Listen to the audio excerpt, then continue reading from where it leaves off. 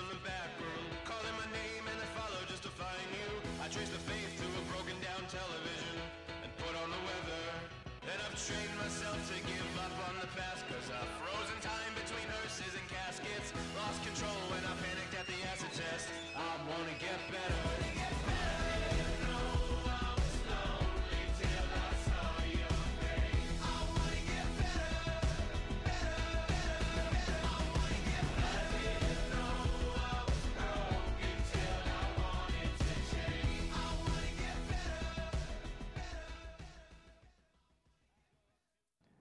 Hello and welcome to Muscatine Viewpoint. I'm your host, Chad Bishop, and you've got it tuned in to Muscatine Public Access Channel 9. Also, you may be watching us live on Facebook and YouTube. Brand new opportunity for us to simulcast on social media as well as on Channel 9. So hopefully if you're tuning in September 13th, you're watching it live. We have a chat opportunity on our pages. You can chat while we're live, and we might even be able to get your questions on. But specifically, this show is about the community, transparent communication. I want community members to be a part of this show. So you can do that through our Facebook and YouTube channels and by watching. And if you'd like to be on the show or produce your own show, that's what this channel and Facebook page is for.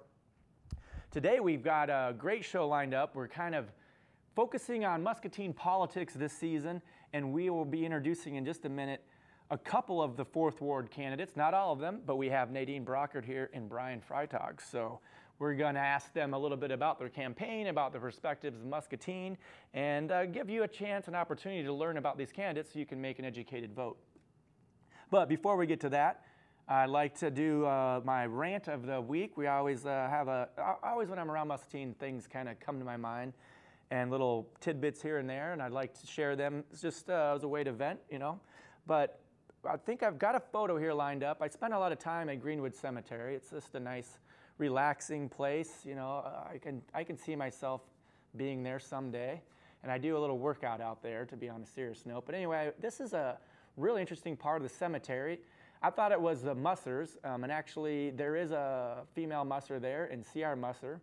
But also those mausoleums are actually Huddig and forget the other name there. But obviously they were pretty prominent people in Muscatine to get this great perch in Muscatine's Greenwood Cemetery. That fence actually is all barren on the other side, so they've got some room for extra family members, or maybe they were just so rich that they decided just to take this whole kind of section of the area.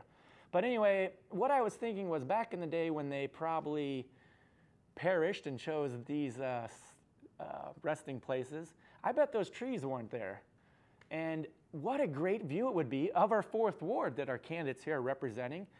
Even before maybe GPC and whatnot were down there. Not that those aren't great places, but what a great view. And we don't have very many views of West Hill of our South End area. So let's take a look at the next frame. This is one of our viewers. That's the Blue Angel, kind of infamous. I know as a kid, it was kind of fun as a teenager to go check that out. Well, look at what happened to her hand. She used to have a rose there. I think what happened, she drops it every once in a while. It's sort of the urban legend. But somebody at some point cut her hand off, and somebody out there in the public has got that rose. I'm not 100% sure, but I'm pretty sure that's the situation. So if you have it, you should return it. But that's why they locked that. But what does this Blue Angel really have to look at? You know, she could be looking out at a great view of the South End area, but there's too many trees. So I guess my rant and maybe suggestion is to the next slide. Here's her view. Just some trees. I mean, I like trees and all, but maybe we should chop those down. I'll be willing to help volunteer to do that. I know, you know, Arbor Day is coming up, so I want to be kind of careful about that. But I think it would be a great view and an opportunity. Maybe it's not here, but I know that Musser and the people that perished there, if they're still floating around as ghosts, they'd probably appreciate the view that they had when they originally ceased to exist in the 1800s. So anyway, that's my rant for this week. I'll have some things like that going on. If you've got some photos or things, send them to me, and I'll put them in the front of the show. Let's get serious now with our guests. Let's introduce our two guests, Brian Freitag and Nadine Brockert. Here they are. Welcome to Muscatine Viewpoint, guys. Thank you. We're going to start off just by learning a little bit about you, just who you are, kind of stuff, and then we'll dig deep into what you call the Spanish Inquisition. We're going to ask you some tough questions that you're not going to know the answer to. Just kidding about that. We're gonna we'll keep it lighthearted. I want to make sure everybody this year especially has education and will make an informed decision about who their council members are and who they're voting for. So that's why you're here. I've pretty much got everybody lined up that's running to be on the show. So I'm not biased in any way. If you're wanting to be a candidate, be on the show, come on out, because I don't want to show favoritism. I'm just happy for you guys running. It's great. First off, Brian, tell us about yourself, just where you work, how long you live in Muscatine, your family, just anything kind of general. I'm currently employed at All Steel for the Hahn Company down in Progress Park. I've been there 14 years. I'm married, 50 years old. My wife's name's Sandy. Okay. We've been married for almost 26 years. And you've lived in Muscatine your whole life? My whole life. Okay, so you've got down in the South End. I lived on Earl Avenue for a good majority of my childhood, and then. And what kind of groups or activities you're involved in, or what do you do in your free time, that sort of thing? I'm currently involved with the Patriot Guard. What's that? So we stand flag lines for veterans, fallen vets. We've transported. I've been involved in transporting of the body back. Okay, wow, yeah, that's something that we need. It's kind of a serious situation, but a great way to show tribute to our troops' efforts. I'm very passionate about our vets. Okay, why is that? Besides obvious reasons, Sure, they've done so much for us. It's nice to give back, any way we can. But whether it be buying them a meal or just being there to listen or stand a flag line. Okay. Well, let's kind of do that same thing with you. Tell us about your history in Muscatine and a little bit about yourself, just general things. Okay, I was born and raised in southern Wisconsin. We came to Muscatine when I was 14. So my dad got a job at Kent Feeds in Muscatine, Iowa. Never heard of either one, but this is where we wound up. When you were 14? When I was 14. So you went to West Middle School or Central? I went to West Okay. when I first got here, and then I graduated from MHS in 1967. I've been married for 49 years to Charlie. Nice. We've got 2 sons, 4 grandchildren, a great-granddaughter, and a great-grandson who's on the way. I first worked at the school board when I got out of high school, and then I went to the credit bureau, and then I went to Nielsen's. And while I was at Nielsen's, I was counting coupons, and I applied for the secretarial job there, and said, well, you're overqualified for that. I said, wait a minute. If I'm overqualified for this, I am certainly overqualified for what I'm doing. Monsanto had an ad in the paper for a secretary for the new area they were starting up. So on a break, I went down to the phone booth on the corner of 2nd and Iowa, and I made the call that changed my life. I was at Monsanto for 34 plus years, and I retired in 2008. Wow, yeah. So you found a career that fit, and 34 Yes. years is a nice chunk of change. Yes, and it so is. That's a good thing, though. You would have just moved on if it wasn't a nice fit. Right. Okay, so you've got both of you, really nice, deep background with respect for Muscatine. And so what do you do? Are you in any groups or civic activities? What do you do for your free time or anything along those lines? My free time's gotten much less. Okay. I'm recently a member of the Fruitland Lions Club, and they do a lot of volunteer projects. In fact, this weekend on Saturday, we're going down to clean Deep Lakes Park. And prior to that, we did a project to identify all the graves of the veterans in the Island Cemetery to make sure that they're properly recognized on Memorial Day, 4th of July, and Veterans Day, and any other times when flags are put out in cemeteries. Great. And I'm a treasurer at New Hope Church. I'm a member there, and we have been for quite some time. Been the treasurer since 2006. On the leadership board and part of a group that is working on what we call Healthy Church Initiative to try to make folks come back into the church, because memberships are dwindling all over, and It's all not, over churches in general? churches in general, religion? yes. Yes. A lot of folks don't think it has anything to do with them, but really it does, because you come back to it eventually. It's a fellowship. What else are you going to do on a Sunday? I mean, I don't know. It's a it's a tricky day. Some people seem to find something. Yeah, well, but sharing time with people. And making churches more relevant to what's going on in their communities. Okay. Yep. You know, like some examples we saw were instead of running off homeless people because they congregated around a church to stay out of the weather, they opened the doors and provided meals and helped people get, you know, get ahead in their lives. Makes sense.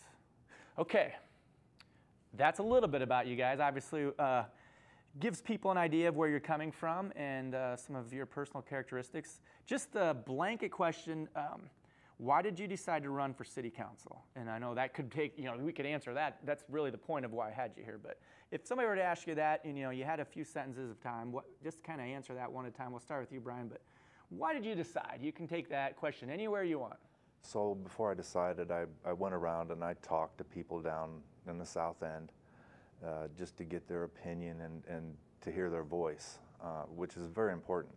Right now they feel that they don't have a voice, and it was just the talking amongst my neighbors and stuff that I decided I was going to go ahead and give it a run. What kind of things were you concerned about that they were saying? So the three things that I asked when I went around was, you know, what are the three things that are important to you to change in the ward or the city of Muscatine? And always number one was new grocery store. We need a grocery store down here.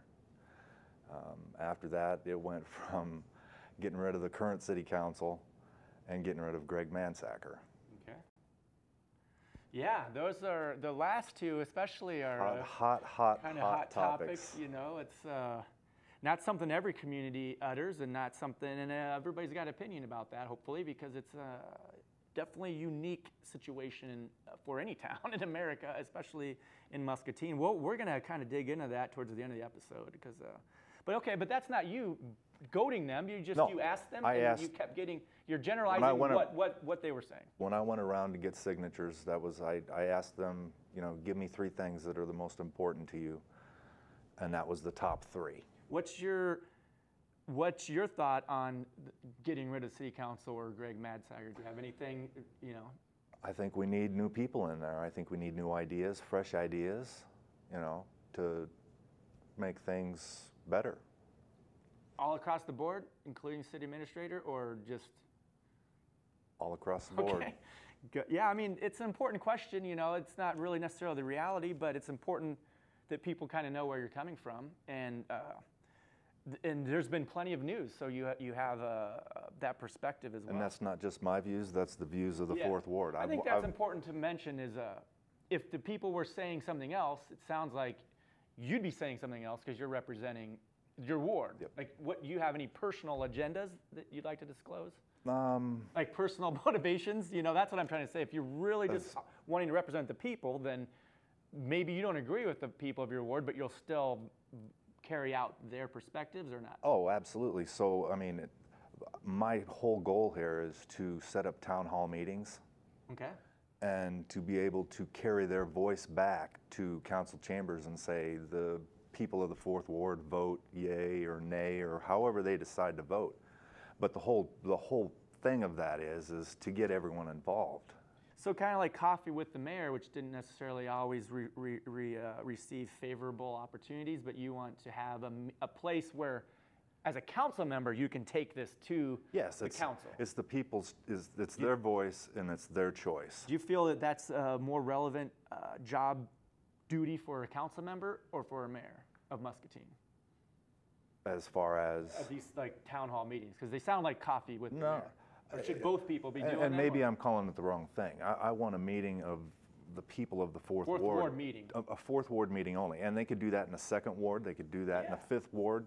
But we need to have, the people right now feel that they don't have a voice. That's a good idea. Okay, well, we'll give you that same opportunity to answer that question. Why did you run for city council, just in a nutshell? Like, just give us in a nutshell, well, as Dwayne Hopkins mentioned last week, he stopped by my yard one morning when I was out weed eating and just being myself. And he said, I've been meaning to stop by here for quite a while, and I think you would make a good candidate for city council. You've shown interest in what goes on in the city. I went to meetings, especially when we were talking about the Mississippi corridor, and I expressed my opinion. Of course, what I voted for didn't pass, but that's another story. And I thought, you know what? Why not? I can do it just as well as anybody else. Sounds similar to your perspective when you got your job at Monsanto. It's kind of like, why not? Okay.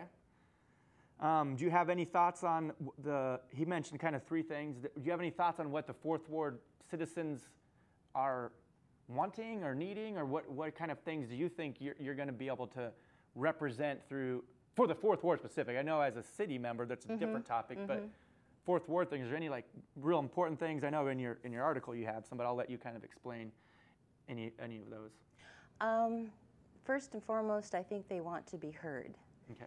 When I had my meet and greet at Hardee's, there were several folks who said, you know what, we called there and we've talked to department heads and we never get a call back. Okay. We want to be heard. We need to be acknowledged. We want to know that things are being worked on our behalf. I think, you know, as Brian mentioned, grocery store is, you know, priority number one, but I'd like to see other retail down there as well, so we don't have to try to get to the other side of town to get, you know, essentials. So you both are hearing that more communication will be helpful. Definitely, more communication. Yep. That's kind of what the show is about in some ways too, is I noticed that if people get a chance to be heard, it'll solve a lot of problems, because it's not necessarily solve the problem, there's not a real big voice. And I don't know how many emails that a mayor or council member gets, but I imagine they get a lot in that you can't always answer all of them, and that's not always the best way to go. So you guys, you're willing to have a monthly or weekly kind of meet and greet thing as a way to get in touch with the community, and and I will too. Got the same other idea. thing that I think needs to be addressed is the issue of trust. Okay. We have to communicate with folks. We need to educate folks to get them to trust that what is being spoken by council and by anyone else in City Hall is the absolute truth. We're not trying to hoodwink anyone. So trust, okay, that makes sense. Trust is a big one. Okay, so Bob Bynum is the current incumbent, and his statement was his health, he's just not feeling healthy enough to run again. What do you see about him specifically? You know, what accomplishments, or what do you feel about his accomplishments and choices as a Fourth Ward rep? What kind of job do you think he didn't do? Were you discouraged with his job performance, or kind of a moot point? Just kind of talk about his role, because you had probably watched what he did when you decided whether to run or not, and what things you liked or didn't like. But from the folks that I've talked to, they were very pleased with Bob. Everyone likes Bob. They just don't like some of the things that he's done in the last year or so. They were very disappointed that he didn't stand out. But that being said, all of this is now in the courts. It needs to stay in the courts, and we need to move forward, get away from this. Because, you know, we're not going to be able to attract anyone to town when you've got infighting going on constantly. And, you know, it's damaged our reputation already. We need to get past it. We need to move forward. Okay, so it sounds like the city council as a whole, they kind of banded together, if you will, or they're a cohesive whole, because they weren't really able to talk much. So you're saying that Bob... That's the appearance. Yeah. That's the appearance. Because who knows what was their individual what perspective. What happened behind the scenes, we have no way of knowing, and at this point, it doesn't matter. Okay. It doesn't matter. But we need to move forward. And I'm sure you watched, I know you looked at all the council members, but since you're running for Fourth Ward, did you watch him specifically to see what kind of things that you'd be entrusted to do? You know, you kind of want to watch the guy before, you know, when you apply for a job, you look at the guy before you to see if it's a job you'd want. What kind of things did you learn from watching the current Fourth Ward represent? I've noticed that his health has steadily declined to the point where he's just so frail.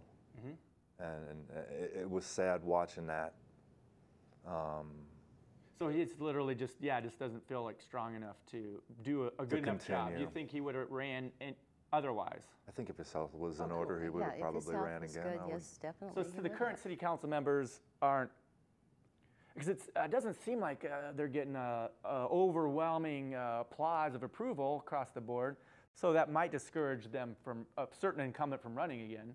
But it sounds like so far anyway, they all are not discouraged and continuing to want to volunteer their services. So that's kind of reassuring. Okay. Okay, what are your thoughts? Okay, I'm kind of getting here, but what are your thoughts about the mayor-council situation? You just mentioned you were asked this from the Quad City Times, especially outside of our community. People are really curious about this. But just in general, what are your thoughts about the mayor-council situation in Muscatine? It's a shame that it's gotten this far.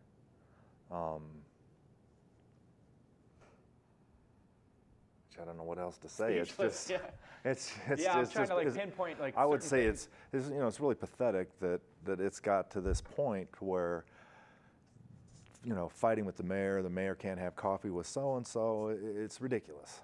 It really is. I mean, did you watch the hearing, or kind of get a feel for? And I read some of the transcripts and story? stuff. Sure. It's something that I agree with Nadine. It's something that should be left in the past, and we need to push forward with getting new people in there, fresh faces. So if she's running again, and some of the incumbents, except for Fourth Ward, are reelected, we have the same situation. I don't have the answer to that question. What's going to happen if the same people are elected in? Well, including the mayor. Right. Are you taking a side, or do you have there is kind of two sides. There's not really much gray area in this. It's kind of like people seem to be one or the other as far as their perspectives on it. But right. I don't think that I'm really taking a stance one way or the other as far as am I for the city council, am I for the mayor? That's for the people to decide. Okay. That's well put. Kind of the same thing, any thoughts about the city? You kind of already answered that, but what kind of anything specific that kind of, I don't know if in your case that specifically motivated you to run. I think you were asked to and thought, why not? But it's still a kind of an important question for us to know from our potential candidates. What are their thoughts on the mayor-council relationship in the situation that we've been put through? Anything that comes to mind? There's certainly room for improvement, isn't there? Yeah. I guess, and I was asked the same question by the Quad City reporter, where I stood or where most people stand. There are folks who have strong passions on one side, there are folks who have strong passions on the other, and the vast majority in the middle just wants it to end and we move on. And I think that's where I am. Okay. So there's a group called Take Back Muscatine. I even think there's one that's even more specific, like remove the council. I wish there were it seems like there's a section of Muscatine that's passionate about certain things, and there seem to be the squeakiest wheel, if you will. The other side, if this is a side thing, is more content just to allow things to kind of occur. But are you guys in favor of the actions of groups like Take Back Muscatine and remove the city council? Are you affiliated with them in any way? If that might be the voice of the people, do you feel that's the voice of the people in your ward? I don't think that's the voice of the people that I've talked to. I've went door to door, almost in the entire Fourth Ward. I was short about 4 blocks of getting door to door, and that's not what I'm hearing. Not Take Back Muscatine or remove the city council? Because earlier you said. Well, in a sense, but as far as those groups, I don't know that any of them are participating in any of those groups that I've talked to. That wasn't what I was out after. Okay. But yes, I did say earlier that that's the agenda that you're hearing. That is the agenda that I'm hearing. Start fresh. I like to think like a deck of cards, just all right, reshuffle the deck. Right. The flaw with that though is if the mayor reruns, then we didn't really shuffle the deck. We just kind of, it's like playing poker. We kept one of our cards, and we kind of shuffled the other. But just my opinion, I don't like to do too many of them, but something's got to change. I think that's just, everybody agrees with that, who you are. It's like something's not quite working right. It seems like that's what the council and the administrator were noticing, is that the group cohesion was not there. And if you at Monsanto or where you work, if you've got a team member that's not helping the team or team members, then usually you will readjust the team because you're not reaching your goals, which are to make Muscatine a better place. And that's why we hold elections. Yeah. That's right. That's very true. So with the hearing, what do you think the most tragic part about this whole process has been? Like, what's the worst thing? I mean, I've got an idea of how I'd answer that, but what's the, time spent, money, reputation of Muscatine? What's the most standout worst thing about it? I would say that the wasting of the taxpayers' money and the treatment of the mayor. I think it's horrible. How would you address the other side of that with respect to the mayor's treatment of the city of Muscatine employees? Because it goes both ways. It seems like the city of Muscatine employees have been audited or questioned. And I'm not saying that's right or wrong, but should they have been? I don't know. I don't know the answer to that. If they should have been, then yes. It's the taxpayers' money. Was that the mayor's duty, do you think? Or is that, what are your thoughts on that? Because that's kind of the juxta of the situation is, was there an overstepping of the boundaries? Something was not clicking early on with the group. I'm not familiar with what the mayor's boundaries are as far as, that particular thing. You're focusing more on the council side of things. Right. Do you have anything to say about that? I think Brian's point about taxpayer money, reputations of all folks involved, it's taken a terrible toll on them. It's taken a toll on their families. Right. It's hard for the council members, the mayor, the administrator to do their jobs when this is exactly. Obviously in the forefront of. So that's a good point. Like that. So Muscatine, these people aren't able to do what they want to do because this is a focus. And that dollar sign is getting up there too. It's always easy to second guess how people spend money, but it's almost like, okay, now that you know how much this costs, whose fault is it that we spent the money? I have my theory on that, but whose fault is it? Is it any particular person's fault? But more importantly, isn't it always fun to think what we could have done with, money? Again, it's hard to second guess that, but that taxpayer money part is less than ideal. I know they have money in the reserve funds for that, but it's always noteworthy when you're talking about things like that, especially some of the more light topics we'll get to here in a second about things we can do to improve the downtown 4th Ward. What do you hope to have happen in this year's mayor and council election? I think you pretty much said it, but I'm just going to be blatant here. What do you hope to happen? Who's the new mayor? Who's the mayor in your scenario? Charlie Harper or Mrs. Brockert? Mrs. Broderson are the current candidates. Who are you backing? Or are you neutral? Or what's your take on that? What do you think the 4th Ward wants? The 4th Ward, from what I've heard, they want to give the current mayor a chance to prove herself and to be able to do the things that she ran for. Okay.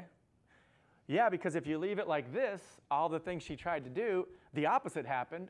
Everything didn't work, and a lot of bad things happened. So that's worse than failing. That's so I guess that's an interesting reason to run again. It's like, don't leave it there, get it back up to the neutral ground.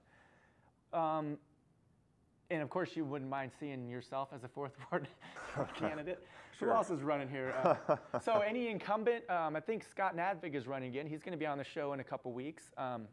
So you'd prefer to not have the incumbent win that particular race as well? I would prefer that. With respect to what you're hearing? Yep. Do you have any thoughts on the current mayor? He kind of presented an opinion about why the current mayor would be a good choice again.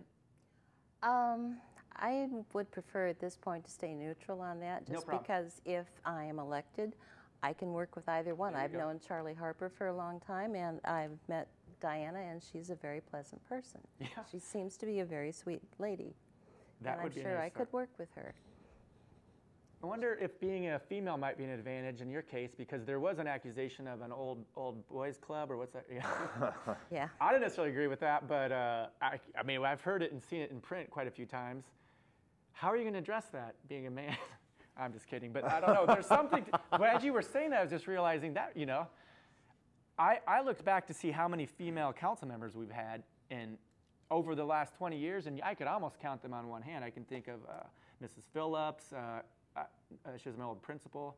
There's not been a whole lot of female council members. I don't know necessarily why. I just think it's just not typically something. Mayor Sholland. Yeah, we've had mayors. Actually, and Miss Phillips was the mayor too. Because the mayor is usually, I don't know if it's a power thing, but it's usually not the position you go to if you've got a lot of agenda. But diversity in the council is never a bad thing. So. No. But I don't want to discriminate against you since you're a mayor. And I want to reiterate that. So when I said that I'm remaining neutral, also like Nadine, I can work with either one. I don't have a problem with that. What I quoted was what I'm hearing from the people. Yeah. Okay. Yeah. Yep. Good point. So Good that's retraction. important. Yeah, Okay. it is. Yeah. I mean, you got to take a stand personally, but at some point, as a politician, sometimes you almost put yourself aside, right? Your own personal agendas, and what are the people really saying? What do you think a typical week as a council member is going to be like? Because why I'm asking that question is, sure, it's different. It's kind of, you're in the press, it's a whole big thing this term, but as things calm down, now we're back to maybe life as normal. What do you think a normal council member's week is? I don't know if it's anything like campaigning. Somebody's going to be busy, one of us. What kind of things do you think you're going to be dealing with or hope to deal with? Or because it's not all glamorous, No. not that the council's glamorous right now, but... Well, like I said, with the meetings and whatnot, I want to get the more people that we can get involved with that to take back their vote. It's not important how I vote. It's what the people want to be carried back to council. What kind of qualifications do you have to be a council member as far as... I know it's perfectly fine just to come in and learn as you go, but like you're familiar with TIF grants and some of the other, I think there's some things that even baffle me. So I went to my first council meeting last Thursday, and they were mentioning some things that I had to go back to my boss, Dwayne Walter, and ask him and say, what's this mean? Yeah. One thing I'd like to see changed on a format for the city council is maybe a little bit more explanation as to what some of these things are, so the community knows what they're talking about. Because I was sitting in the audience and I'm going, yeah, what are they talking about here?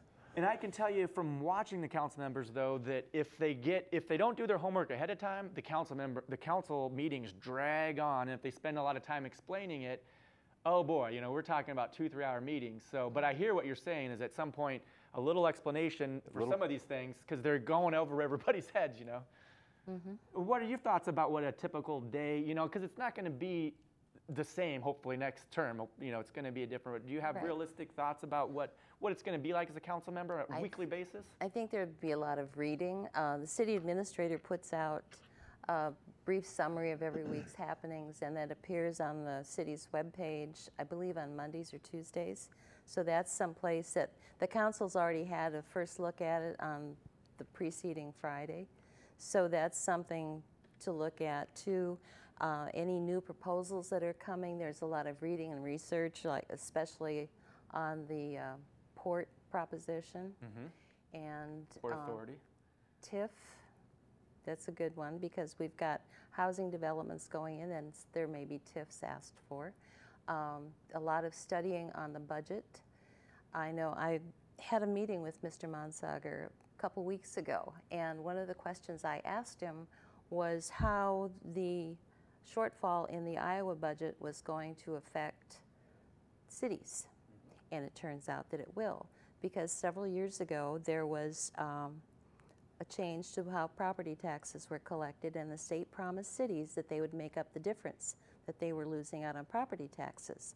Well, now push has come to shove, and the cities may get cut from 25 to 50% of that money that they were anticipating, which means in our case it'd be between $150,000 and $300,000. That's a lot of money. Yeah, it's interesting to look into the budget side of things. That's what the council member, not a lot of people go to the budget meetings as citizens, but it's, I think council members are always surprised that more people don't come to the budget meetings, because that's really the essence of what you guys are entrusted to do, which is take all this money and then creatively and advertently spend it in your ward's best interest. Yeah, and in our case, our rate of taxation has remained pretty steady the past several years. And I think we owe it, you know, congratulations to the current council and councils preceding that that's been able to happen. But with the upset in the state, it's kind of, okay, now what do we do? We may have to rethink some major purchases we're doing, or, you know, cut back, go on contingency. We only get the bare essentials until we get things figured out. Good point. I like that you mentioned that the current council and councils preceding were the ones helping make that happen, because it reminded me that we're not even able to give anybody any credit right now, because we're kind of hyper-focused on the negative, but there's so many great things that the current council and our city administrator have done, but we're just not in a position to really pat them on the back just yet. So hopefully you guys have a different experience, because can you imagine if you guys are in office and somebody starts this Take Back Muscatine, and you know, it won't be you too because you're opposing each other, but I feel for you if you're volunteering, for the most part, your time and your energy, and you have to have a thick skin, is I guess what I'm saying. Not everybody's going to agree with what you do, and I think you guys are aware of that when you got into this. Yes. People might have an opinion about the things you do. You know, it's a politician's life, but there's so many rewards because you can make Muscatine a better place. It seems like you're both passionate about that. I want to know, as a council member, and Mr. Meeker's already kind of beat us to the punch on this, but how are you going to make this grocery store happen? Like, what are you as council members going to do to make this happen? Because I think that's obviously a situation that we knew is going to need to be rectified down there, as far as the grocery store moving was a big deal for the Fourth Ward. So what do you think specifically you can do or are going to do to bring the grocery store down there? I think we need to work with some of the business developers and you know, I don't know what the procedures are for kickbacks or tax breaks or whatever, but you know, something needs to be done. The land down there in the south side is ripe for development. There's buildings that are empty. There's you know, plenty of land available to bring in different retail outlet stores and grocery store and whatnot. Why do you think that the focus is in the downtown area right now and not the Fourth Ward? I have my opinion, but something's going on, you know. Even the Park Avenue district with their mall kind of, you know, actually it's in the upswing. Why are we always building out on the north end of town, you know? Well, but there's reasons.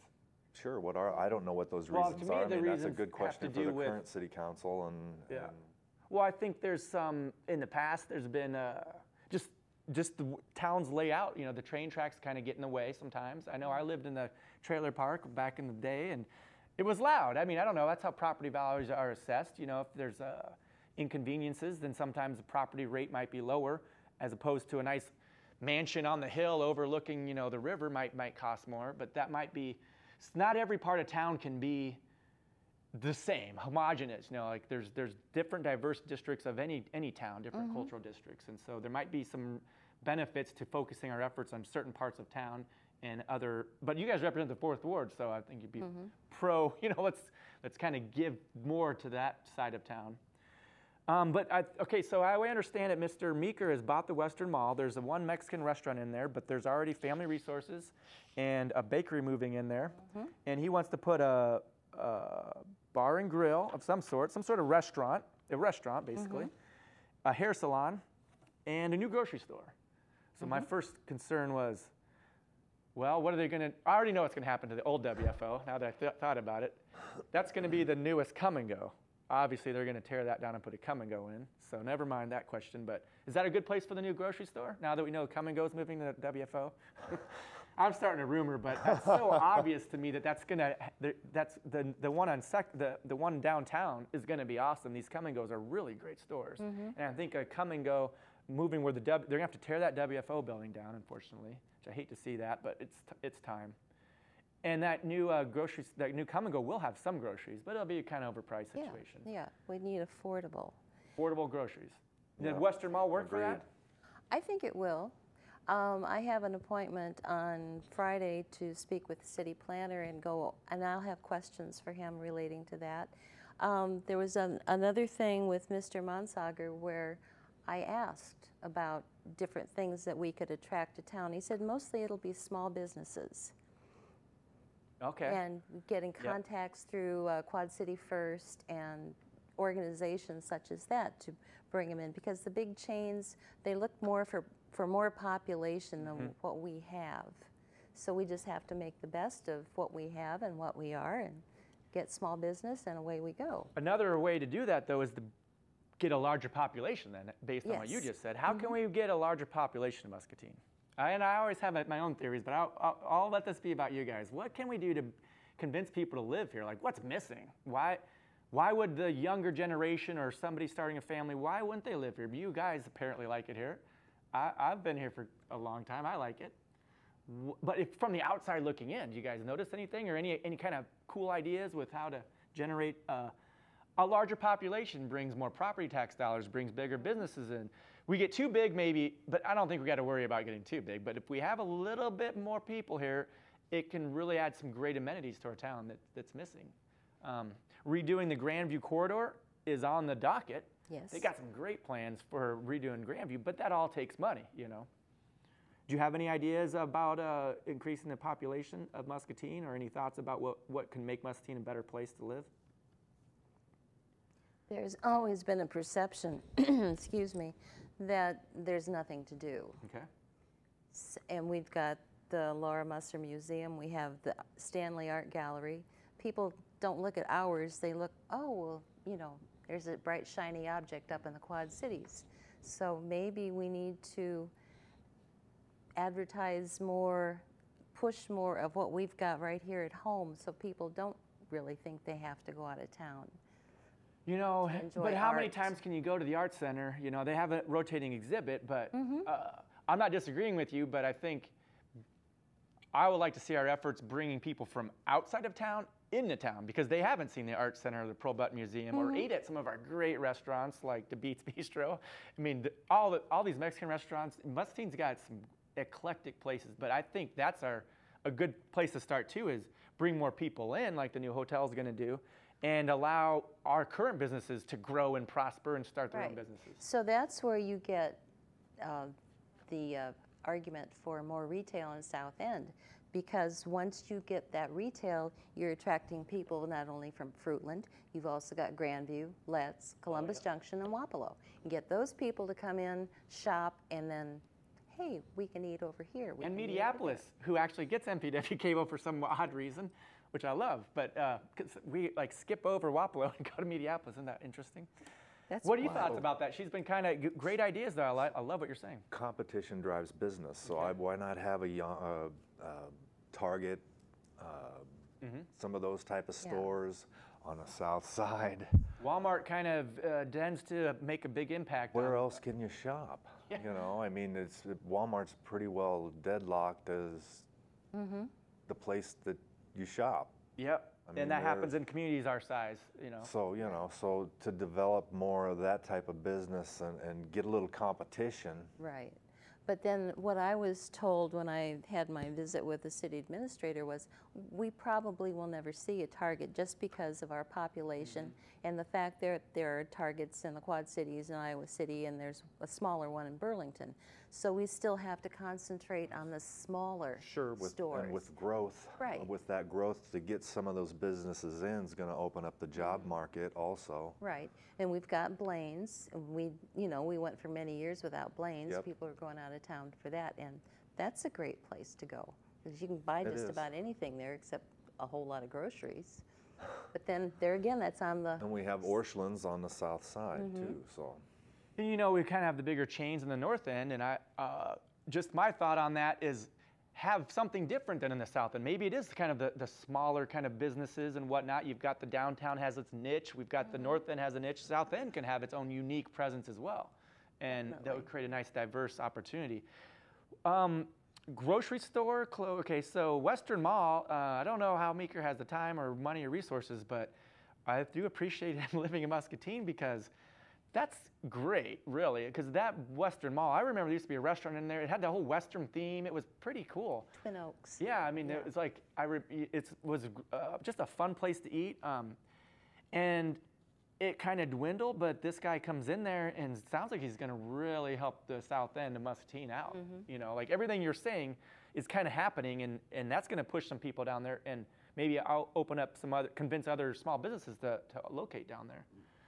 What are your thoughts on, GPC is down there, and there's a class action suit of some sort going on. Do you guys live down there? Do you have any, what are the people saying about GPC, or any personal things that you feel about that particular company? Obviously, they're a great company to have in Muscatine, but they've been attacked by certain people. They've had some issues with the unions. Since it's in the 4th Ward, do you have any thoughts about a grain processing corporation? Can I go first? Yeah. As I said earlier, I grew up in southern Wisconsin. The Monroe area, I don't know if anyone watching is that familiar with Monroe area, but it was, where I grew up was surrounded by 2 fairly good-sized towns, Janesville, which is the home of Blaine's, and Beloit. Janesville had Fisher Body.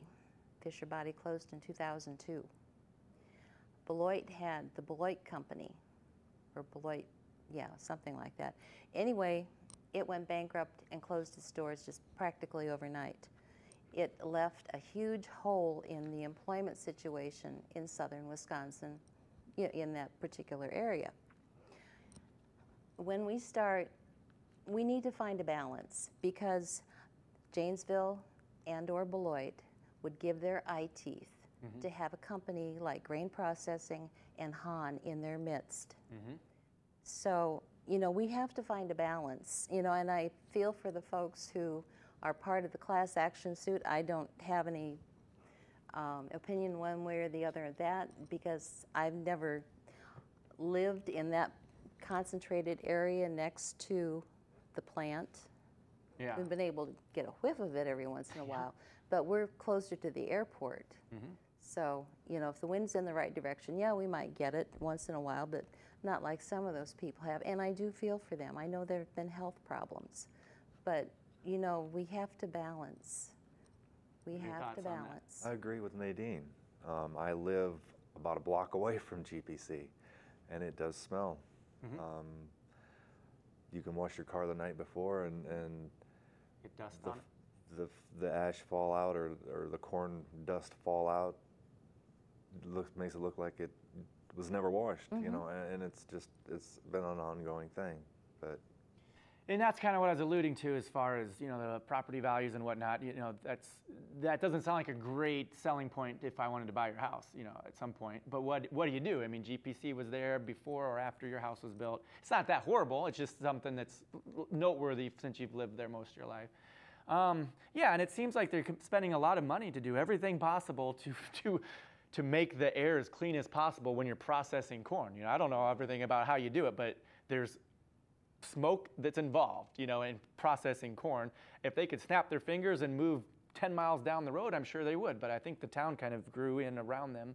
And but anyway, just noteworthy because it's still a pressing issue. And at some point, if you were council members, there was a lockout and a whole thing going on there that I'm sure you guys would have been, if you were in that 4th Ward representation, had a lot to say about.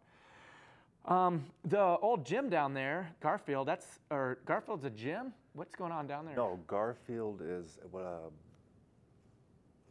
They were using health. it as a, I think it's I'm not sure. a nursing, like a nursing facility. I do Oh. believe. I thought I read something about it being turned into a gym. But Nope, it's not a gym.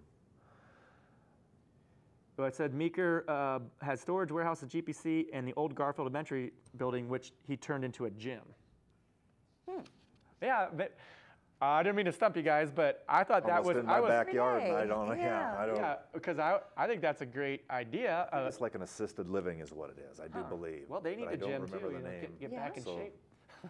Well, anyway, that's yeah. They had East Campus there, and that's an area we don't need to tear that building down. It's got lots of life left in it. I'm not sure retail would go in there, but a nice little healthy wellness type area might be great. What do you think about the? Okay, so if you guys are council members, you're going to have closed sessions, and they're closed for a reason. But I know when I email people, I've been told, don't email anything that you don't want everybody else to read. Just kind of a good, don't talk secrets or talk trash or whatever.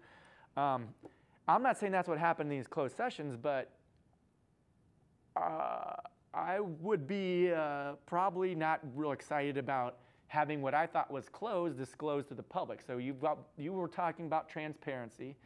Do you think these closed sessions should be open to the public, or what are your thoughts? Again, try to be empathetic as if you were in the council, because might be a council member. I think if you're on the council, I think no matter if it's a closed session or not, if you don't want it known, that you need to watch what you say. What are the points of closed sessions? Even if you're talking to a reporter and you say this is off the record, there's nothing off the record. Never, ever. What do you think the point of a closed session is? Both you guys. The way you understand it, The way I understand closed session is that there is a specific topic that's discussed. You are not allowed to deviate from that topic. It can be litigation, personnel, or anything else that's sensitive that in a normal working like All Steel or Monsanto, if you were called on the carpet to personnel, you certainly wouldn't want the whole plant knowing that you were getting your butt chewed. Right. So that's, the same thing needs to be extended to public employees as well. Do you think that everything that the city employee, city council administrator do should be public knowledge, or should there be some boundaries between your decisions and the public? And it's different than if you work at a company, obviously, you're not a Definitely. public official, but Right. Do you have any thoughts about that? It's not really right or wrong answer, it's just an opinion. There are probably some things, some sensitive topics that if you're in negotiations with someone to come into town, that you don't really want the general public to know until it's time. Mm-hmm. Because if you're in negotiations, someone says something wrong and then the whole deal's off. Yeah. There's a method to it. They're not doing it to, I don't think that closed sessions, they're in all cities, by the way. They're not an effort to not be transparent. There's like you said, there's a reason. So if you've got 5 bids from or from several different contractors, and it's leaked out, and you still have 3 more bids to get, that kind of thing is not going to be good. The other 3 can underbid, and they're going to have a better chance of getting that contract. In my understanding of bidding is that there's a deadline for them to be received. The council then opens the bids, and then it's the lowest responsible bidder. That's it. Yep. The front page of the Journal today, I believe, was talking about the 7 closed sessions. 2 of them were not recorded properly, so they don't exist. Which sure there's conspiracy theories about that, but should those 5 closed sessions be open to the public now? What do you? Not necessarily. Okay. That's, as far as I know, that's up to a judge to decide. That's not well, up for me to decide here. Yeah. Not really. I don't really have an opinion on that. Do you respect the fact that maybe those are better left closed at this point, or do you think somebody's trying to hide something?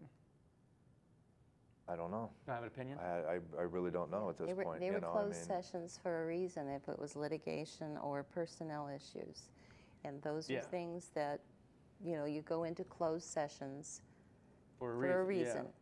And those closed sessions are kept confidential for a reason. It's kind of like just one more negative to this whole process is that now we're even having you normally wouldn't even have to be asking about closed sessions. They are what they are. Mm-hmm. And now that's kind of another okay, we got to deal with this now. Like, should these be, but I just know, okay, we're on camera. Now you guys are aware of that. We're talking in public, but I'm not saying, when we're not on camera, we might have a meeting with our coworkers and we didn't think it was being recorded, or I think it's important to give our council and city administrator an opportunity to just talk candidly, to be off the record, if you will, with each other. Because otherwise, I don't know, if some good conversations happen when you don't think that Big Brother's watching, And so I think you guys all answered about the same way I would, I was like, I don't have a lot of information, but it's just one more thing. It's like, okay, if they're closed for a reason, and I know anything coming out of my mouth, if I thought it was closed, I'd probably be a little bit nervous about, okay, it's different when you're talking to the public versus when you're having a side conversation, at come and go or whatever. Anything, okay, so you guys, anything about yourself that makes you stand out from Nadine as a candidate? why should people vote for you over, who else is down there? Who's the other candidate for 4th Ward? I should know this. Larry Murray. He'll be on the show later. Baseball started up for Larry, but I invited him, so he'll come down. And there might be another person, but why should people vote for you? Aside from the other people. I mean, I know it sounds like you guys are all friends and whatnot, but what makes you different from Nadine and Larry in general? I think I can hold people accountable. Accountability is a big thing. Trust, transparency, leadership. And I think I can be a good voice for the people down there. Okay. Why should people vote for you? I'm a straight shooter. I will tell you what I think. I will take your input to heart. We can have an honest discussion. I think people trust me. I've had leadership positions in the past with women's professional organizations. Okay. Good. So you guys are going to have, as the election gets closer, opportunities to talk to the public. There's a candidate forum that we're going to be doing at the City Council. I might invite people back to this format right before the election. I think I learned a lot, and the people watching now know you guys pretty well. I feel like I know as much as I need to know. I don't need to get too much more personal. You guys shared a lot of important things that are going to help people make a qualified decision. And I know I appreciate your efforts to run for office. In my opinion, I still consider it a volunteer position. You have to have a passion for your community to want to make it better, to even run for council. And it sounds like both of you are doing it, if there are such things, the right reasons. It sounds like you're doing them for reasons that have the public's interest in mind. So they're going to wrap things up. Anything else you want to add? I want to make sure I give you guys a chance. Oh, you've got your meet and greet. I know we both have a meet and greet coming up. Mine's on September 18th at 9:30 a.m. at the Musserville Church. What day is that? Monday? Monday, this coming Monday. Yep.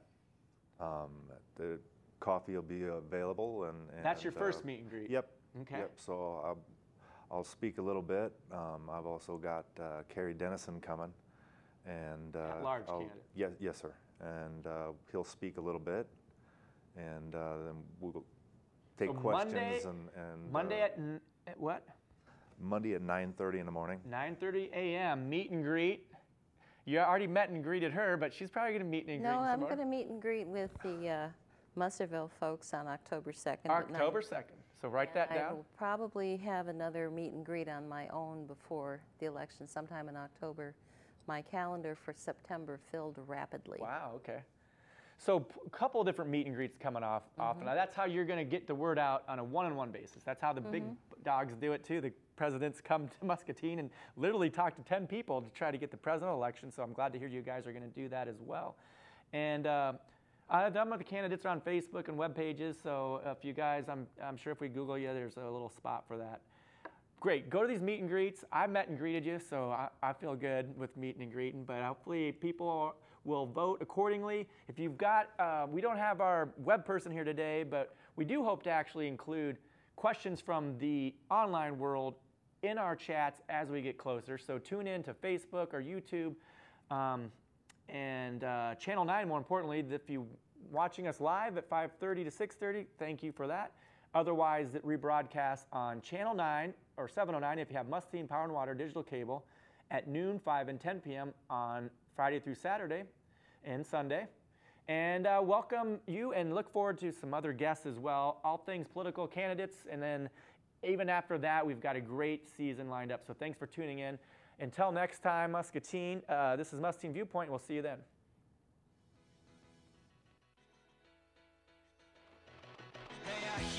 Of the preacher from the back room, calling my name and I follow just to find you. I trace the faith to a broken down television and put on the weather.